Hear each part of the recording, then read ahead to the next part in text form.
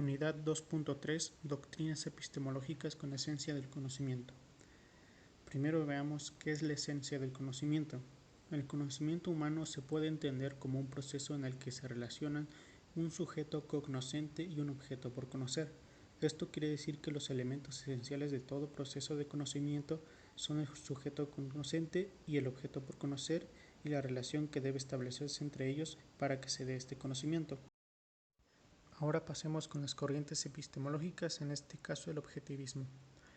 Nos dice que es una corriente filosófica fundada por la escritora judía de origen ruso-estadounidense Alisa Sonovievna Rosenbaum, también conocida como Ayn Rand, que establece que el hombre debe seguir una serie de principios abstractos para conseguir una armonía entre los pensamientos y las acciones que realiza en sociedad simultáneamente para que viva la vida propia de un hombre. Su filosofía, descrita en un par de novelas bestseller a mediados del siglo XX, las cuales son El manantial y La rebelión de Atlas, Rand presenta al hombre como un ser digno de la tierra que habita por sus acciones determinadas por lo prescrito en los principios del objetivismo. Continuamos con el subjetivismo. Esta es una doctrina filosófica que afirma que la fuente de todo conocimiento y de cualquier verdad depende de cada individuo. El subjetivismo nace de los sofistas en el siglo V a.C., cuando se comienza a incorporar nuevas doctrinas que sugerían obrar según la propia convicción. El subjetivismo está enfocado en la filosofía de Ayn Rand, la cual explica que la realidad es lo que existe basado en lo absoluto y lo objetivo, que cada hecho es un hecho independiente de nuestras emociones, de nuestros miedos, esperanzas y hasta de nuestros deseos. En pocas palabras, el subjetivismo indica que cada persona habla desde su propia perspectiva. Y ahora dialéctica. Dialéctica es una técnica argumentativa por la que se busca la verdad a través de la manifestación de las contradicciones en los argumentos expuestos por un adversario. Desde Heráclito hasta Marx, pasando por Platón, Hegel y otros autores, han usado la dialéctica de una forma u otra. Platón la usó como un método para llegar al verdadero conocimiento, en cambio Karl Marx para explicar la evolución histórica del hombre. Como definición general, la dialéctica supone que las contradicciones y las confrontaciones no bloquean sino dinamizan.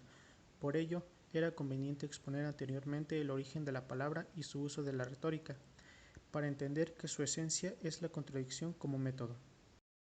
Continuamos con la unidad 2.4, Teorías epistemológicas de la posmodernidad. Comencemos con ¿qué es la posmodernidad? La posmodernidad fue un movimiento artístico, filosófico e histórico que nace a finales del siglo XX como una búsqueda por nuevas formas de expresión centrados en el culto por el individualismo y la crítica al racionalismo. Como corriente filosófica, la posmodernidad busca nuevas formas de pensamiento centrados en el crecimiento del individuo a través del uso de la tecnología. Se caracteriza por criticar las corrientes del pensamiento antiguos que son considerados anticuados, como el positivismo y el racionalismo.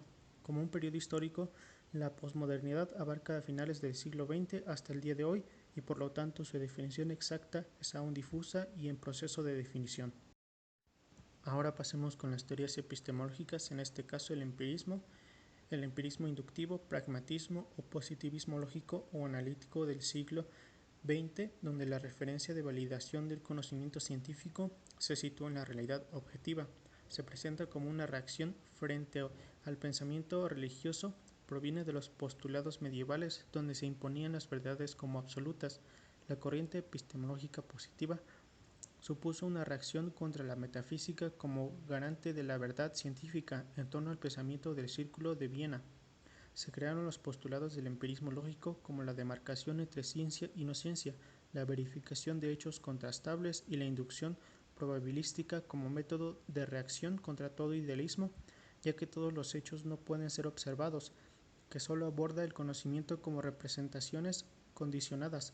Además, esta conceptuación analítica de la ciencia propone un metalenguaje y la lógica formal para los enunciados científicos. Continuemos con el positivismo en la época de la posmodernidad.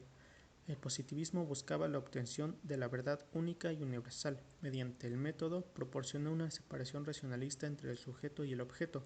Observado, empleó criterios de demarcación y es la base metodológica de las clasificaciones.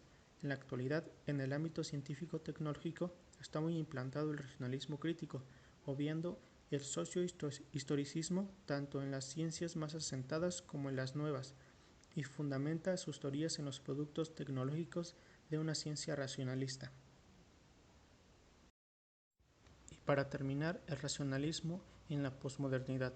El racionalismo crítico, hipotético, deductivo, teórico, empirista o deductivo se basa en una posición racionalista deductiva frente al empirismo inductivo. Este racionalismo crítico ha dado origen a un pensamiento y epistemología racionalista.